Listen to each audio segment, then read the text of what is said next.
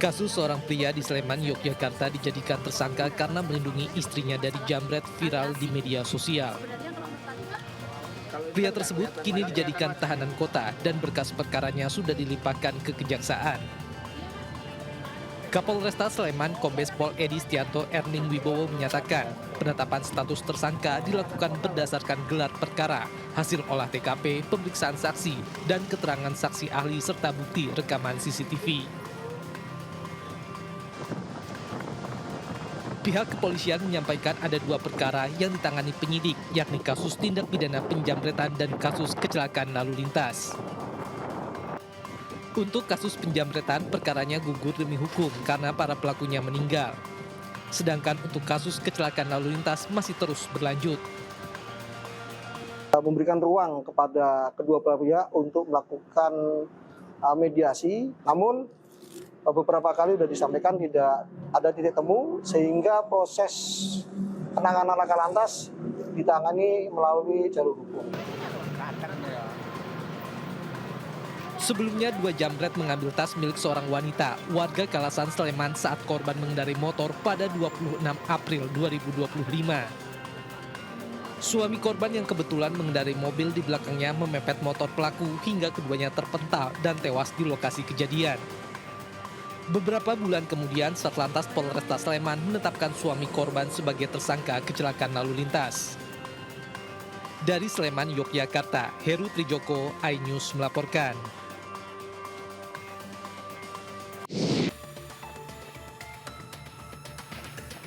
Gak bener nih, gak benar pokoknya. Sepasang suami istri nekat melancarkan aksinya dengan melakukan pencurian di sejumlah lokasi. Sasarannya antara lain toko kelontong, motor yang terparkir, hingga mobil yang ditinggal pemiliknya dalam keadaan tidak terkunci. Sang istri yang bertugas memantau keadaan sekitar, sementara si suami melakukan pencurian. Nekatnya lagi guys, Pak Sutri ini saat beraksi selalu menggendong bocah kecil yang masih balita supaya warga tidak curiga sama pelaku ini. Nah, berbekal rekaman CCTV, kedua pelaku akhirnya ditangkap polisi. Ternyata, Pak Sutri ini merupakan residivis dalam kasus bajing loncat coy. Luar biasa Anda, hai Pak Sutri. Bisa-bisanya melakukan kejahatan bawa bocah. Bukan kasih contoh yang baik, malah kasih masa depan yang suram buat tuh bocah. Duh, kasihan kamu dek.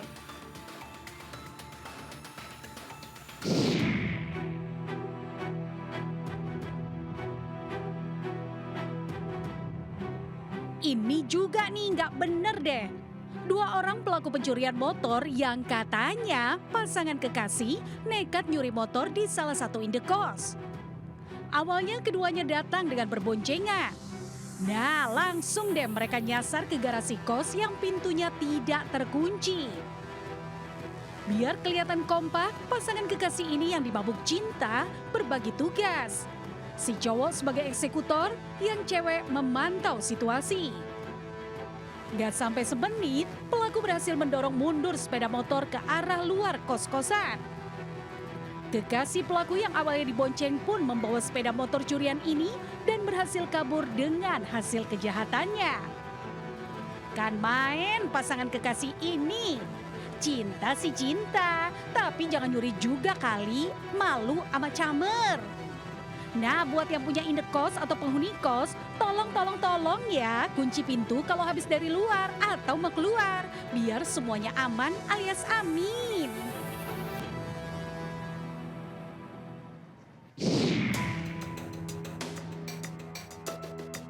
Guys, kalau ngopi emang enaknya tuh ya sambil kongko bareng konco-konco. Tapi aksi pelaku pencurian kardus kopi jangan ditiru ya guys. Seorang pria dengan santainya berhenti di sebuah agen grosir barang. Tanpa basa-basi, tiba-tiba pelaku langsung ke bagian tumpukan kardus dan mengangkut 2 kardus kopi seharga Rp400.000. Karena lihai, pelaku langsung kabur setelah melancarkan aksinya. Dan baiknya lagi, si pemilik toko sama sekali nggak ngelaporin polisi loh. Tapi karena videonya viral, polisi melakukan penyelidikan supaya bisa mengejar dan menangkap pelaku. Duh, si pemilik agen jangan kebayan gitu dong. Nanti tuman pelaku beraksi terus di situ. Biarlah Pak Polisi yang bekerja menuntut tuntas kejahatannya.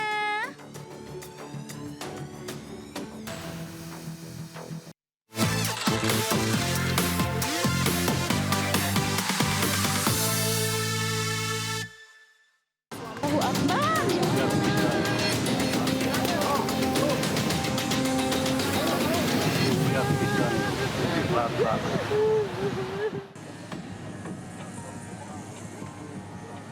Tim gabungan kembali menemukan 2 jenazah longsor di Desa Pasir Langgu, Cisarua, Bandung Barat pada Minggu sore. Penemuan 2 jenazah laki-laki dan perempuan tersebut merupakan satu keluarga. Kerabat korban tak kuasa menahan tangis saat menemukan kedua jenazah tersebut.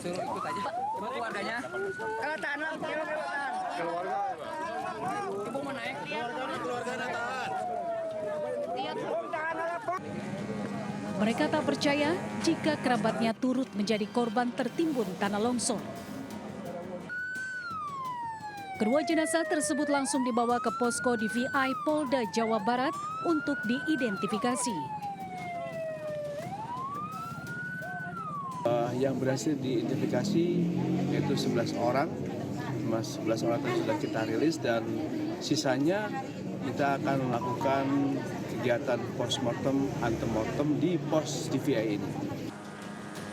Tim gabungan masih terus melakukan pencarian korban dengan menggunakan alat berat serta anjing pelacak untuk menyisir titik-titik yang menjadi lokasi tertimbunnya korban.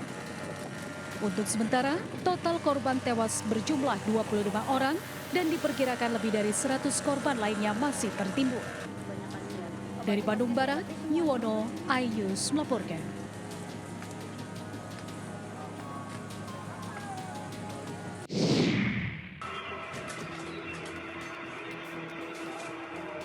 Sementara itu, saat penanganan bencana longsor di Cisarua, Bandung Barat, 2 anggota Polres Cimahi yang mengendarai motor tewas setelah ditabrak truk TNI di Jalan Tugu Mukti. Tabrakan itu bermula saat truk yang datang dari arah Cisarua menuju ke lokasi longsor tiba-tiba menabrak motor yang dikendarai kedua korban. Kedua korban yang beridentitas Aibtu Hendra dan Aibda Muhammad Jerry ini tewas di lokasi kejadian setelah tubuhnya terlindas ban truk depan. Kini polisi masih menyelidiki penyebab terjadi kecelakaan lalu lintas tersebut. Kedua korban sendiri telah dimakamkan pihak keluarga di kampung halamannya masing-masing. Atas kejadian ini, Kapolri Jenderal Listio Sigit Prabowo telah memberikan penghargaan kepada kedua korban yang gugur dalam tugas berupa kenaikan pangkat 1 tingkat. Dari Bandung Barat, Yuwono, iNews melaporkan.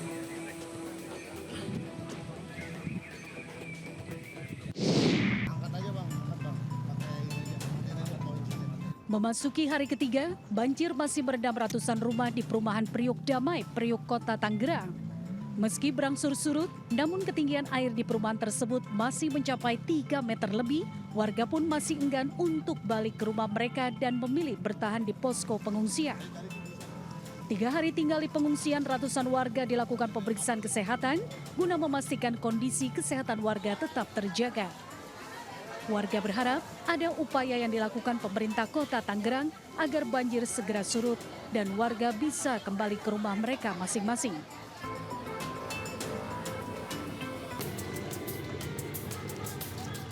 Tak hanya di perumahan Priuk Damai, Kota Tangerang, banjir juga dengan ketinggian mencapai 3 meter, juga merendam ratusan rumah di perumahan Mutiara Pluit, Priuk, Kota Tangerang. Sedikitnya 275 kepala keluarga terdampak akibat luapan air yang merendam perumahan mereka. Ketinggian air bervariasi antara 1 meter hingga 2 meter, bahkan di beberapa titik mencapai 3 meter. Hal tersebut mengakibatkan 2 unit mobil yang terparkir di lapangan warga serta puluhan sepeda motor terendam banjir. Diketahui banjir di wilayah ini bukan pertama kali terjadi. Banjir besar tersebut sering datang dalam siklus 5 tahun sekali yang meresahkan warga. Akibat banjir, ratusan rumah yang tersebar di 8 RT terendam air setelah tanggul Sungai Cirarap jebol dan tidak mampu menahan debit air. Dari Tangerang, Banten, Sukron, iNews melaporkan. Ini lama,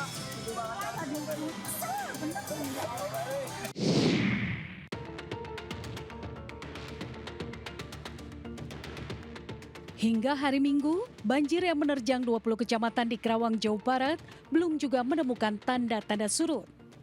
Dari pantauan udara, ketinggian air justru meningkat dan merendam ribuan rumah serta areal persawahan. Rata-rata ketinggian air mencapai 1,8 meter hingga 3 meter. Tak jarang, ketinggian banjir mencapai atap rumah terutama di Kecamatan Teluk Jambe Barat. Banjir juga merendam rumah panggung program Gubernur Jawa Barat Deddy Mulyadi. Akibat banjir ini, aktivitas menjadi terganggu dan warga serta petugas terpaksa menggunakan perahu karet untuk menjangkau wilayah yang terisolasi. Ribuan warga korban banjir kini masih bertahan di sejumlah lokasi pengungsian. Sementara itu, akibat intensitas hujan yang tinggi dan meluapnya Kali Cibebet dan Citarum membuat ratusan rumah di Kecamatan Kedung Waringin dan Cikarang Timur, Kabupaten Bekasi terendam banjir hingga 2 meter. Banjir mulai menggenangi perumahan sejak 2 hari ini. Sebagian korban mengaku memilih bertahan di rumah karena terbatasnya tempat pengungsian. Sedangkan yang berada di lokasi pengungsian, warga mengalami penyakit seperti diare dan gatal-gatal dan saat ini masih dalam penanganan petugas. Tim Liputan iNews melaporkan.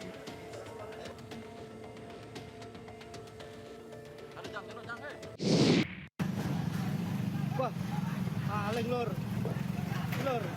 coba kabur. Mas. Sebuah mobil bak terbuka diamuk warga usai menabrak beberapa kendaraan di Solo, Jawa Tengah. Kejadian ini viral di media sosial.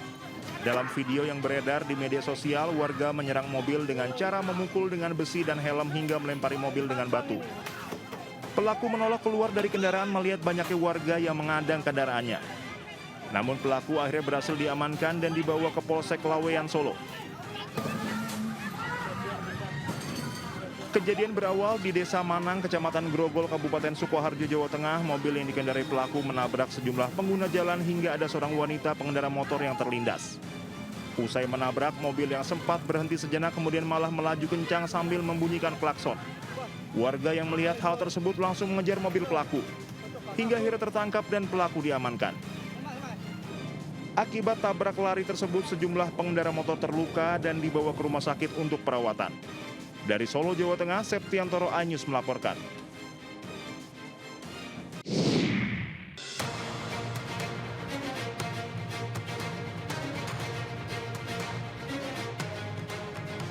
Sebuah mesin ATM bank pemerintah di halaman kantor Kecamatan Kedung, Temanggung, Jawa Tengah menjadi sasaran pembobolan terekam CCTV. Agar tak teridentifikasi, pelaku seorang diri terlihat menutup lensa kamera pengawas menggunakan sapu dan jaket, sebelum akhirnya merusak mesin ATM menggunakan gerinda. Namun aksi pelaku terhenti saat pelaku melihat sorot lampu rotator biru dari mobil patroli polisi yang melintas. Karena panik, pelaku kabur meninggalkan mesin ATM dalam kondisi rusak tanpa berhasil membawa kabur uang sepeser pun. Tak berselang lama, pelaku berinisial RAF berhasil diringkus beserta barang bukti.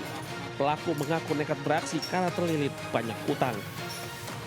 Dalam waktu kurang dari 5 jam, pelaku dapat diamankan di kediamannya.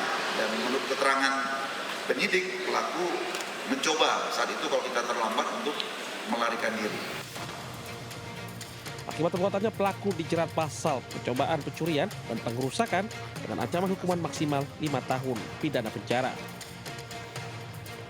Dari Temanggung, Jawa Tengah, Didik Dono Hartono, iNews melaporkan.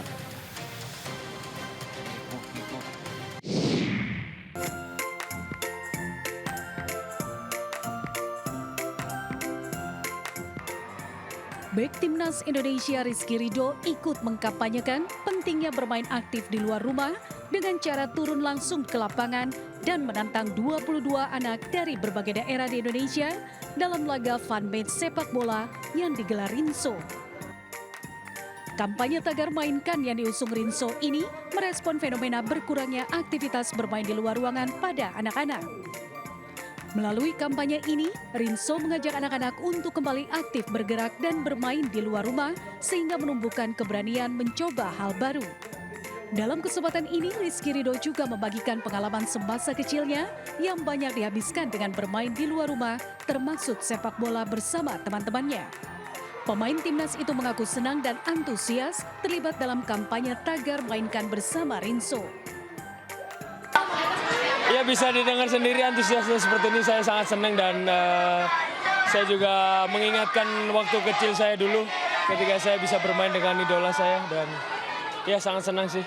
Tadi juga berangkat dari bahwa banyak anak-anak sekarang itu banyak mainnya di dalam ruang ya. Kayak tadi yang aku informasikan data dari Riskesdas itu hampir 65% anak bermain di dalam rumah dan hanya 35% yang bermain di luar rumah. Jadi dengan kegiatan ini kita berharap bahwa akan lebih banyak orang tua yang memang mengajak anak-anaknya atau membiarkan anak-anaknya untuk bermain di luar rumah itu sendiri.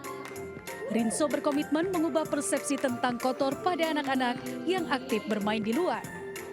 Kampanye tagar mainkan akan terus berlanjut sebagai upaya mengajak masyarakat Indonesia lebih banyak menghabiskan waktu di luar rumah. Dari Jakarta, Hadisti Arifah Sutrisno, iNews melaporkan.